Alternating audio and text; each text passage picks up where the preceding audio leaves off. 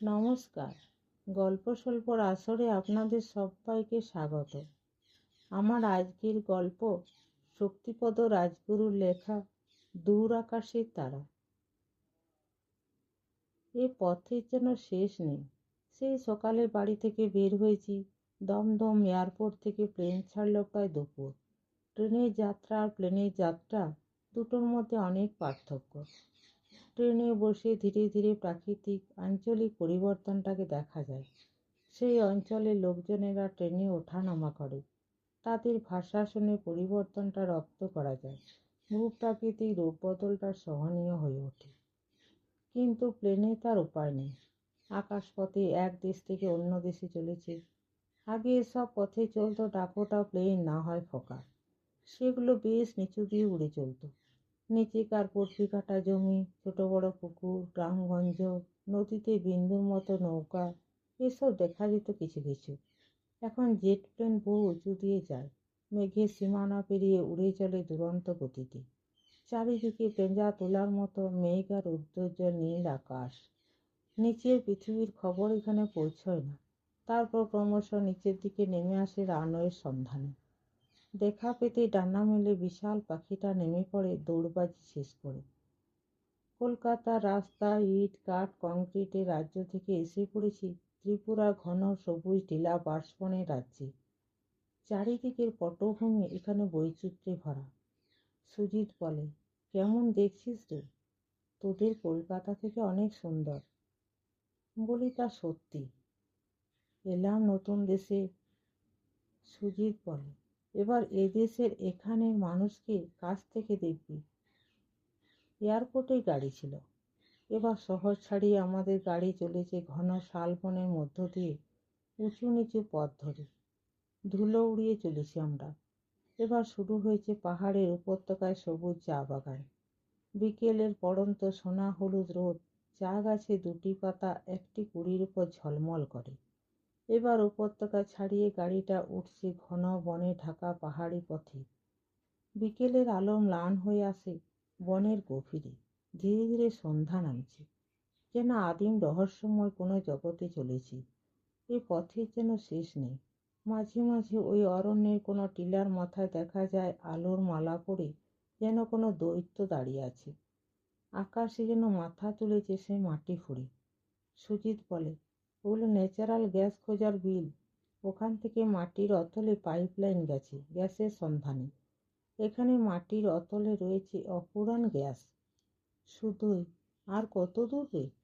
তোর খোয়ায় পৌঁছতে নিজেকে বোধহয় খুইয়ে বসবো। সুজিত বলে, আর একটু সবুর কর। হোয়াইশহর আর বেশি দূর নয়। সুজিত কলকাতায় হোস্টেলে থেকে পড়ে, আমারই সহপাঠী। সেই সুবাদে আমাদের ঘনিষ্ঠতা। আমার কলকাতার বাড়িতে প্রায়ই আসে। আমার মাও ওকে স্নেহ করে। আমাদের গ্রামের বাড়িতেও গেছে সুজিত। এবার ঠিক পুজোর ছুটির আগে সুজিত বলল, আমাদের ওখানে চল পুজোর ছুটিতে। আমাদের দেশটাও দেখে আসবি। বাড়ির লোকজন জানতেন বোধ হয় আমরা আসবো, তাই ওরা বেরিয়ে আসেন। বয়স্ক এক ভদ্রলোক, সৌম্য দর্শন চেহারা। সুজিত প্রণাম করে, আমিও করি। সুজিত বলে, আমার কাকাবাবু। একজন বৃদ্ধাও রয়েছেন। বয়সের ছাপ ও সারা দেহে, তবু আগেকার রূপ যেন এখনো কিছুটা স্মৃতি হয়ে রয়ে গেছে ওর চোখে মুখে। তিনি এগিয়ে এসে আমাকে সস্নেহে বলেন, এসো ভাই। সুজিত তোমার কথা খুবই লেখে। তুমি তো সমী। প্রণাম করি তাকে। সুজিত বলে, ঠাকুমা, ও বেটা আসতে কি চায়? ধরে এনেছি। পুজোর সময় ওনার নাকি কলকাতায় অনেক ফাংশন। গান তো গায়ে ছাই, তারই কত ডাঁট। ধরে এনেছি। ওদিকে একজন মাঝবয়সী মহিলা, সুজিতের কাকিমা, আরও 2-4 জনের ভিড় জমেছে। প্রণাম আর পরিচয় পর্ব সারা হতে ঠাকুমা বলেন, এখন তো রইলে, পরে জমিয়ে কথা হবে। কোন মুলুক থেকে এসেছো হাত মুখ ধুয়ে নাও গে ঘরে গিয়ে। চাটা খাও। ওরে বিশু, ওদের দোতলার কোণের ঘরে থাকার ব্যবস্থা করে দে। সুজিত বলে, ঠাকুমা, পুজোর সময় বাড়িতে লোকজনের ভিড়। আমরা বরং বাগানের বাংলোতেই থাকবো, একটু নিরিবিলিতে রেস্ট নিতে পারবো। ঠাকুমা বলেন, ওই কাঠের ঘরে থাকবি? সুজিত বলে, এমন ফাইন বাংলো দিব্যি আরামে থাকা যাবে। কাকাবাবু বলেন, বলছে যখন থাকুক ওখানে, সমীরের অসুবিধা হবে। আমি বলি, না না, কোনো অসুবিধা হবে না। বিশু বলে, তাই চলেন, বাড়িতে যা কিচিরমিচির। এই বাড়ির পিছনে বাগান, তার মধ্যে বাংলোটা, কাঠের মেঝে দেওয়াল, বিজলি, লাগোয়া বাথরুম, সব কিছুই রয়েছে। কলকাতায় এখন বেশ গরমই, কিন্তু এখানে দেখছি সন্ধ্যার পরই ঠান্ডা পড়েছে। তবু স্নান করে একটু আরামই বোধ হয়। নামেই শহর, সন্ধ্যার পর এখানে লোক চলাচল কমে যায়, আর সকাল সকাল খাওয়া দাওয়া করে শুয়ে পড়ে প্রায় সকলেই। আমরাও ক্লান্ত, তাই খাওয়া দাওয়া করে শুয়ে পড়লাম। সকালে কার ডাকে চমক ভাঙল। সুজিত অবশ্য আগেই উঠেছে। আমি কম্বল মুড়ি দিয়ে অঘরে ঘুমিয়েছি। চোখ মেলে দেখি দিনের আলো ঝলমল করছে, আর সে আলো এসে পড়েছে ওর মুখে। সুগঠিত দেহ, সুন্দর ফর্সা রং, কালো ডাগর চোখের পাতায় লজ্জার আভাস। ঘরে ঢুকছে, হাতে চায়ের ট্রে, টিপট, কাপ, প্লেটে বিস্কুট।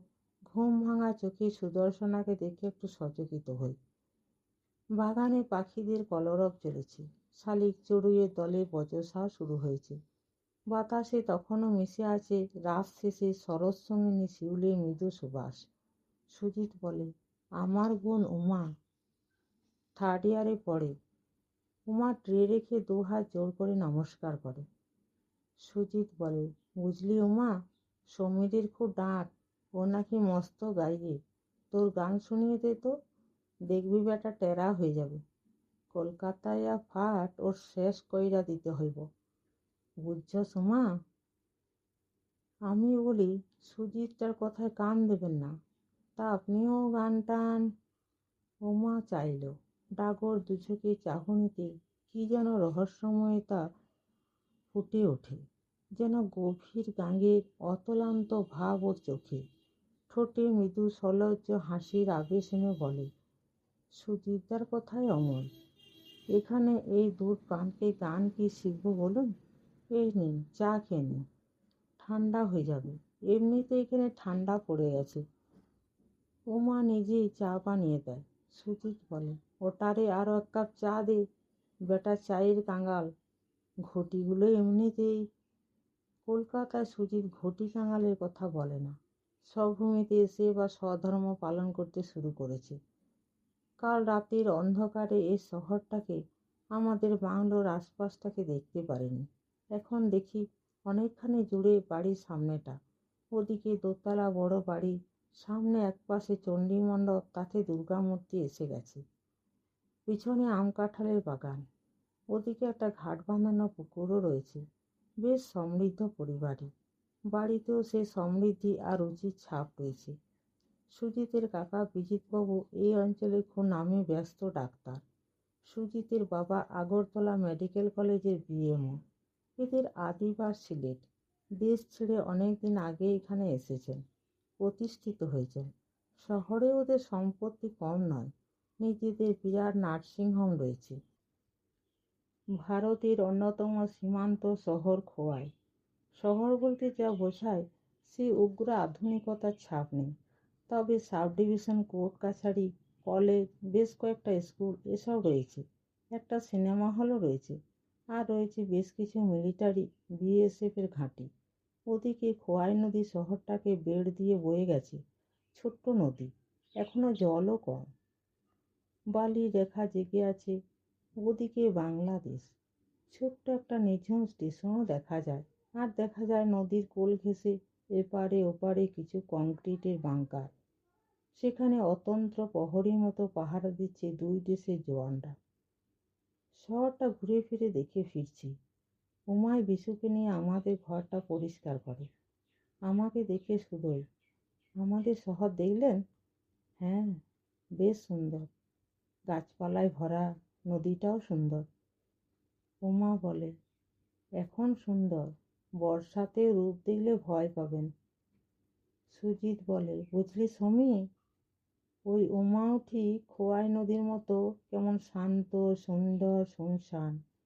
আর রাগলে ওর মেজাজ হয় বর্ষার খোয়াই নদীর মতো, গর্জে ফুলে ভেঙে চুরে তছনছ কইরা দেয়। উমা সোফাটা ঝাড়ছিল। ঝাড়নটা নামিয়ে হাত উঁচু করে এক পলকে এগিয়ে আসে। যা তা কবি না দাদা, দিমু ঘা কতক। সুজিত নিরাপদ দূরত্বে গিয়ে বলে, দেখছিস নমুনা? হেসে ফেলি।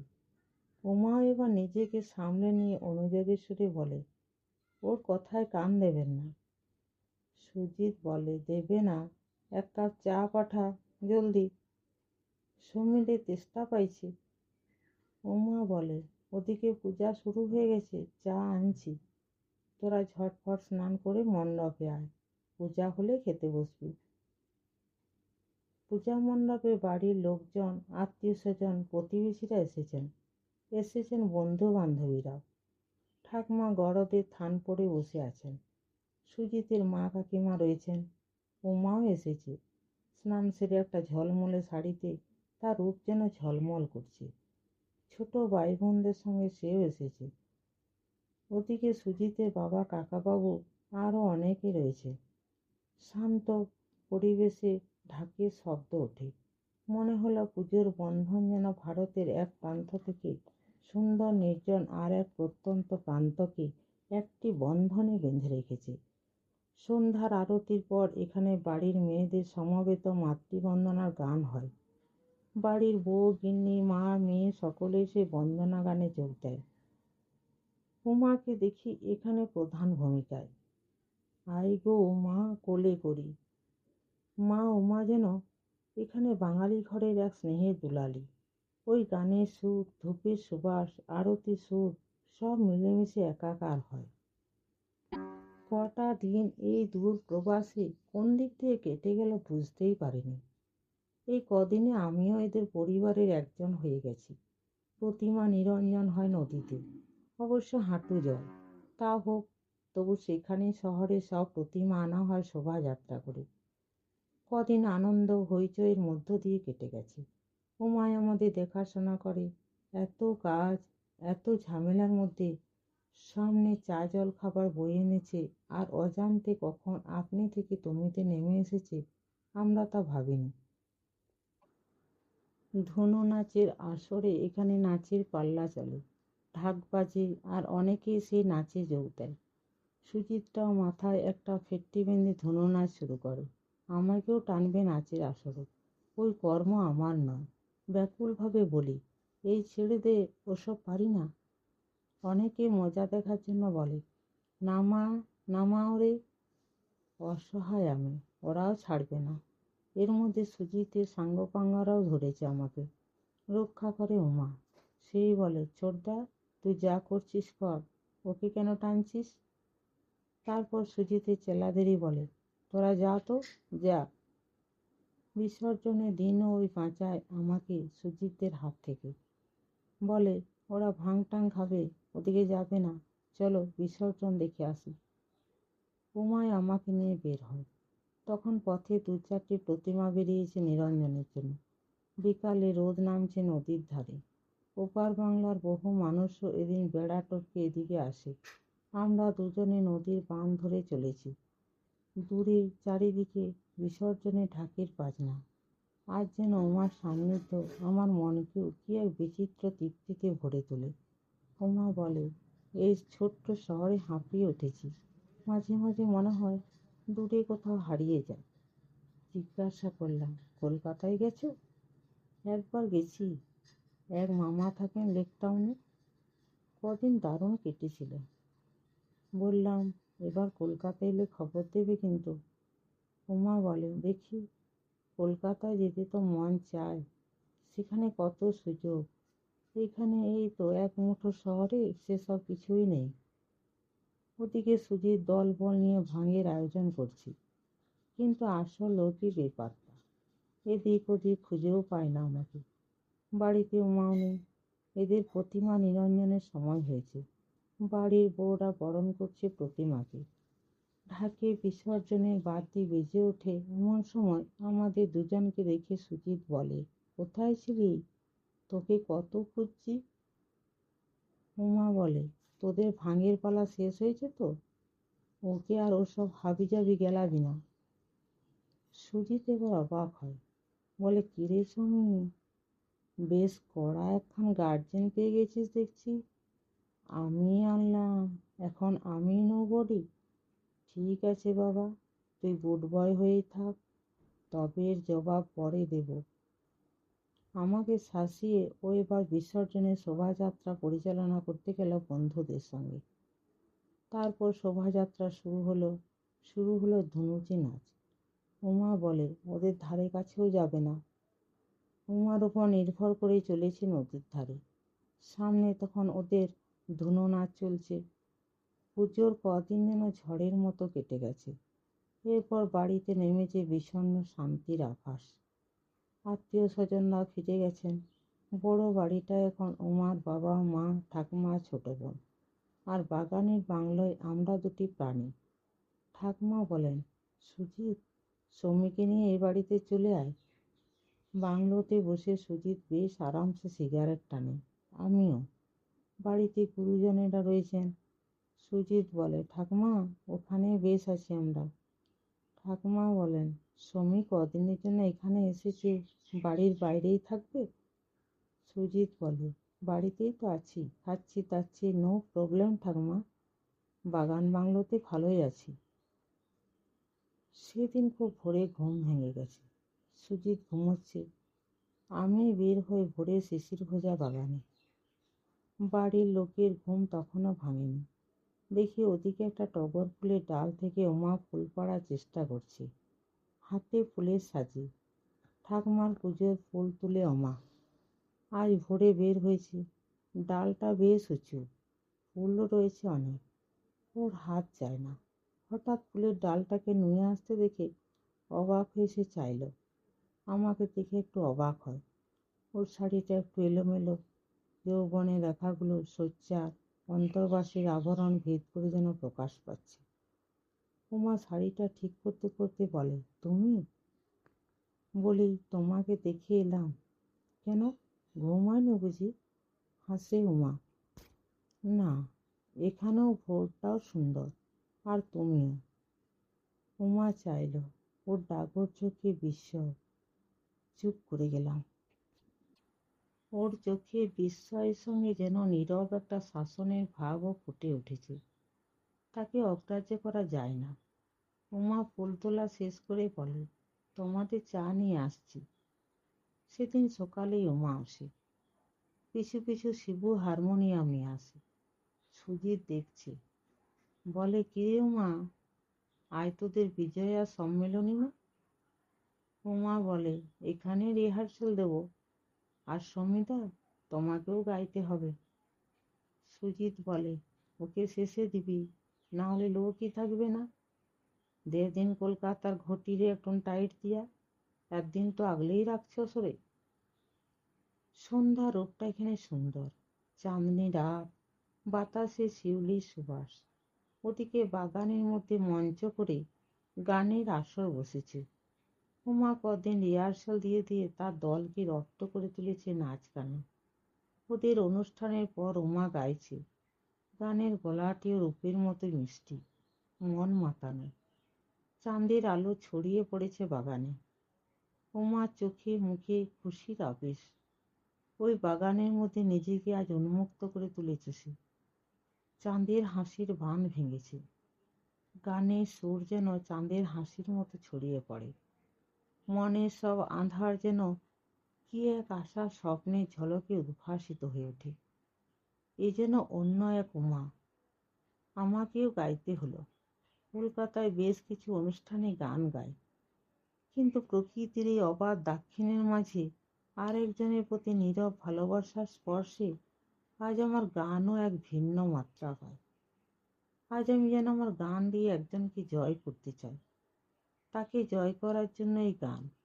নিজের মনের অতলের এই ব্যাকুলতাকে, চাওয়ার এই আকুলতাকে এমন নিবিড় করে অনুভব করিনি কখনো। কোথায় কলকাতা, আর কত শত মাইল দূরে, দেশের শেষ সীমান্তে এক অরণ্য বিস্তৃত জনপদে এসে বহু খোঁজার পর যেন একজনকে পেয়েছি, যাকে খুঁজেছি আমার অজান্তে এতদিন ধরে। সেই পাওয়ার খুশিতে আমার গান আজ বর্ণময় বৈচিত্র্যময় হয়ে ওঠে। দেখি মুগ্ধ হয়ে শুনছি ওমা। কখানা গান গেয়েছি জানি না, সব কিছুরই শেষ আছে। আমার গানও শেষ হলো তুমুল করতালির মধ্য দিয়ে। ঠাকুমাও খুশি। সুজিতের কাকা বিজিতবাবু বলেন, চমৎকার গাও তো তুমি। ভোরের জন্য অপেক্ষা করি। উমা এসেছে ফুল তুলতে। ও এখন জানে এ সময় আমি ওর জন্য বাগানেই থাকবো। উমা বলে, সুন্দর গাও তুমি। বললাম, তুমিও দারুণ গাও। আগরতলা রেডিওতে গান শুনলাম। উমা বলে, বনগাঁয়ে শিয়াল রাজা। এখানে পড়ে থেকে কি হবে বলো? কলকাতায় না গেলে যে যত ভালো গাক তার সামনে কোনো পথ নেই। আমিও স্বপ্ন দেখি উমা কলকাতায় এসেছে, তাকে আমিও কাছে পেয়েছি। বলি, তোমার মামা তো আছেন, কলকাতায় এসো না। সেখানে আমারও চেনা জানা আছে, তোমারও ভালো লাগবে।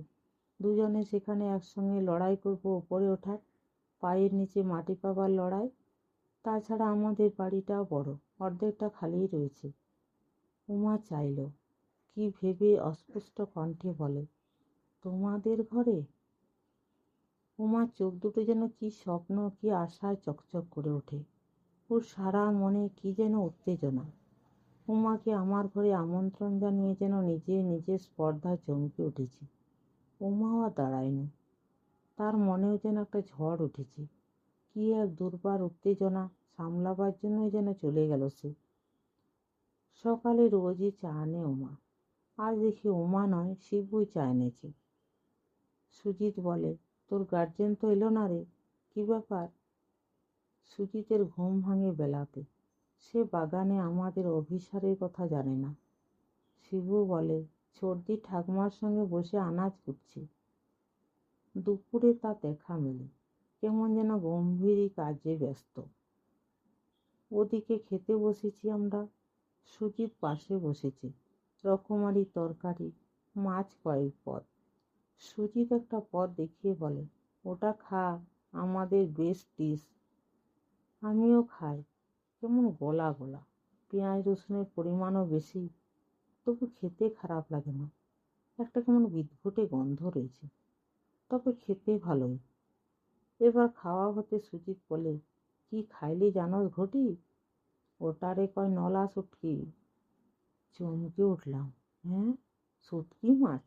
পচা শুটকি? জীবনে এই জিনিসটাকে এড়িয়ে এসেছি। ও দুর্গন্ধ এখনো নাকে লাগে, সারা শরীর ফুলিয়ে ওঠে। পেটের মধ্যে যেন পাক দিচ্ছে ওই পদার্থটা। ছুটে গিয়ে বেসিনে এবার হড়হড় করে বমি করে ফেলি। ওয়াক শব্দ শুনে হাসছে সুজিত। মা আমাকে এইভাবে দেখে এবার কাছে এসেছে। তখন আমার অবস্থা করুণ, বমি করছি। উমায় বেসিনের ট্যাপ খুলে এবার বলে, মুখে চোখে মাথায় জল দাও। ঠাকুমাও বলেন, সুজিত, তোর বাঁদরামির জন্য পোলাটার কি হাল হয়েছে দেখ, বাছার খাওয়াই হইল না। বাংলোর ঘরে এসে শুয়ে পড়েছি। এর মধ্যে ডাক্তারবাবুও ঘুরে গেছেন, উমার মাও এসেছিলেন। আমি বললাম, তেমন কিছু হয়নি, আপনাদের ব্যস্ত হতে হবে না। ঘুমিয়ে পড়েছিলাম। হঠাৎ কপালে কার হাতের ছোঁয়া পেয়ে চাইতে দেখি বিকেল হয়ে গেছে। বিকেলের ম্লান আলো পড়েছে উমার নরম মুখে। ওর হাতে কমল স্পর্শে আমার সারা দেহ মনে কি যেন সাড়া আনে। উমা বলে, কেমন আছো? উঠে বসি। উমার হাতখানা আমার হাতে। উমার চোখে নীরব চাহনি। জানালাম, ভালো আছি। আজ সকালে কী সব বলে ফেলেছি তোমাকে, তাই কি রাগ করে চা দিতে আসনি? তখন কি যে হলো আমার, তোমাকে ওইসব বলে ফেললাম। উমা বলে, না না, কি আর এমন বলেছ? জানা নেই শোনা নেই, হঠাৎ বলে বসলাম আমার বাড়িতে আসবে কলকাতায় এলে। উমা বলে, একদিন ওসব কথা ভাবিনি। এই দূর এক ছোট্ট শহরে নিজের সীমাতে নিজেকে নিয়েছিলাম। হঠাৎ তোমায় দেখে মনে হলো জগৎটা অনেক বড়, বিশাল। সেখানে একা পথ চলা যায় না, একজনকে পাশে চায়। তোমাকে দেখে মনে হয়েছিল তোমার উপর নির্ভর করা যায়। আমার মনে অনেক স্বপ্ন এসে গেল, অনেক রঙিন স্বপ্ন। জানি না তা কখনো সত্যি হবে কিনা। স্বপ্ন আমিও দেখি উমা, অনেক স্বপ্ন। কি দুর্বার আকর্ষণে আজ যেন আমি দিশাহীন হয়ে ওকে কাছে টেনে নিই। উমা আমার বুকে মুখ রাখে, ওর উষ্ণ নিঃশ্বাস আমার গালে। উমা যেন আজ এক নতুন চেনা খুব কাছের জন্য হয়ে গেছে। ও আমার আপন, একান্ত আপন। বাইরে শীতের ঝরা পাতা মাড়িয়ে সুজিত আসছে। আমরা দুজনে আবার দূরত্বে সরে যাই। সুজিত ঘরে ঢুকে বলে, কেমন আছিস রে? শালা সুটকির যে এত জোর তা আজ তোকে দেখে বুঝেছি। বাঙালটা ওই মাল এত সহজে হজম করে, দেখ বাঙালদের জোর কেমন। কদিন ঘুরছি ত্রিপুরার সিপাহীজলা, শ্মশানঘর, উদয়পুর, মাতাবাড়ির মন্দিরে। সঙ্গে উমাও রয়েছে। কদিনের পথ চলার মাঝে আরও কাছে পেয়েছি উমাকে। ঘন অরণ্যাবৃত চলার পথে গাড়ি হেলে দুলে চলেছে। দেখছি নতুন জগৎটাকে। উমার মাঝে যেন মুক্তির সন্ধান পেয়েছি। তারাময় আকাশ, সিপাহীজলা ঝিলে তারাগুলো দোল খায়। বাতাসে জাগে বনমর্মর। উমার ডাগর চোখে ওই দূর তারা নীরব মিনতি। আজ মনে হয় উমাকে ছাড়া আমার জীবন বোধহয় শূন্যই থেকে যাবে। সুজিতের ঘুম ভেঙে যায়। বাইরে এসে দেখে বাংলোর বারান্দায় আমাদের দুজনকে। সুজিত অবাক হয়। ও যেন কি একটা পরম সত্যকে হঠাৎ আবিষ্কার করেছে। উমার চোখেও সে দেখেছে এক নতুন উমার অস্তিত্ব, যে অনেক কিছু পেয়ে নতুন করে বাঁচতে চায়। উমা উঠে নিজের ঘরে চলে যায়। সুজিত বলে, রাত কত জানিস? ঘুমোবি না? প্রায় 3 সপ্তাহ কেটে গেছে। এবার কলকাতায় ফিরতে হবে। এর মধ্যে হিসাব করছি, ব্যাংকের চাকরি না হয় এমএটাতে ভালো রেজাল্ট করে নিশ্চয় প্রফেসরই পেয়ে যাব কোনো কলেজে। নিজের ভবিষ্যৎকে স্থির আর দৃঢ় করে ফিরে আসবো। উমাকে নিজের ঘরে নিয়ে যেতে। কলকাতায় থাকবে উমা, সেখানে ওর গানের কদর দেবে মানুষ। উমাকে সুখী দেখতে চাই আমি। প্লেনের টিকিট হয়ে গেছে, এবার ফেরার পালা। যে মুক্ত মন নিয়ে এখানে এসেছিলাম, সেই মন নিয়ে ফিরতে আর পারবো না। তার অনেকখানি জুড়ে বয়ে নিয়ে যাব তার স্মৃতি, তার নীরব ভালোবাসার উপহার। তাই ফিরে আসতে হবে আমাকে দূর খোয়াইয়ে। ঠাকমা উমার মা বাবাকে প্রণাম করি। উমা রয়েছে। ঠাকমা বলেন, আবার আসবা কিন্তু সমী। বললাম, হ্যাঁ ঠাকমা, নিশ্চয়ই আসবো। উমার চোখে জল। আজ সে যেন সত্যি নির্ভর খুঁজে আমার বুকে। সুজিত ডাক দেয়, সমী, গাড়ি এসে গেছে। কলকাতায় ফিরে ব্যাংকের পরীক্ষা, কলেজের অধ্যাপক পদের জন্য তদবির করতে ব্যস্ত হয়ে পড়ি। ওদিকে লেখালেখির কাজও চলছে। মাঝে মাঝে মনে হয় সে নির্জন সবুজে উমার কথা, তার চোখের কত ব্যাকুল চাহনি। প্রথমটায় মন আকুল হয়ে উঠত। এদিকে কঠিন বাস্তব জীবনের লড়াইয়ের প্রস্তুতি। সে স্বপ্ন আর বাস্তবের মাঝে সংঘাত চলে নিয়ত। দিন কিভাবে কখন কেটে যায় জানি না। দূর আকাশে তারা রোশনির মতো প্রজ্জ্বল উমার মুখখানা যেন হারিয়ে যায় দিনের আলোতে। শেষমেশ প্রফেসরিটা পেয়ে গেলাম। চিঠি এসেছে। এমনই একদিনে সুজিত আসে ঝড়ের মতো। ইউনিভার্সিটি ছাড়ার পর ওর সঙ্গে দেখাটা কমে গেছে। হঠাৎ সেদিন আসে। শুধুই, খোয়াইয়ের খবর কি রে? ঠাকুমা কাকিমা ওরা সব কেমন আছেন? উমার কথাটা বলতে পারি না। সুজিত একটা কার্ড বের করে বলে, উমার বিয়ে, তোকে কাকাবাবু ঠাকুমা বারবার করে যেতে লিখেছেন। চমকে উঠি এবার। উমাকে নিয়ে ঘর বাঁধার স্বপ্ন সত্যি করার কথা ভাবছি। এমনই দিনে ওই কার্ডখানা যেন আমার সব আশাকে মিথ্যা করে দিল। সুজিত চলে গেছে। টেবিলে একদিকে অধ্যাপনার চাকরির নিয়োগপত্র, অন্যদিকে পড়ে আছে উমার বিয়ের কার্ডটা। জীবনটা বোধহয় এমনই, একদিকে সে কেড়ে নেয় আর অন্যদিকে ফিরিয়ে দেয়। নদীর ভাঙনের মতো একদিকে ভাঙে আর অন্যদিকে গড়ে। সেই ভাঙা গড়া পাওয়া না পাওয়ার আনন্দ জ্বালাকে মেনে নিয়ে সব ভুলে মানুষ আবার বাঁচে নতুন করে, ঘর বাঁধে, জীবনের পথ পার হয়ে অসীমে হারিয়ে যায়। আমিও এসব কিছু মেনে নিয়ে দিন কাটাই। এখন সাহিত্য জগতে এসে পড়েছি, নাম ডাক হয়েছে, তা লেখালেখি ছাড়াও নানা সভা সমিতিতে যেতে হয়। সেবার মালদহে গেছি এক সাহিত্য সভায়। সভার আয়োজকরা কোনো ত্রুটি রাখেনি। মফস্বল শহরে এখনো মানুষ সাহিত্যকে ভালোবাসে, তাই বোধহয় সভাতে ভিড়ও হয়েছে দারুণ। উদ্বোধনী সঙ্গীত গাইল একটি মেয়ে, দারুণ দেখতে, চমৎকার গানও গায়। ওর গলায় যেন জাদু রয়েছে। ওর গানের পর সাহিত্য আলোচনা জমে উঠেছিল। সন্ধ্যা হয়ে গেছে, সভা শেষ হয়েছে। সেই মেয়েটি তখনও রয়েছে। সার্কিট হাউসে উঠেছি।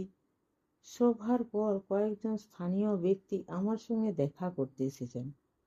হঠাৎ সে মেয়েটিকে আসতে দেখে চাইলাম।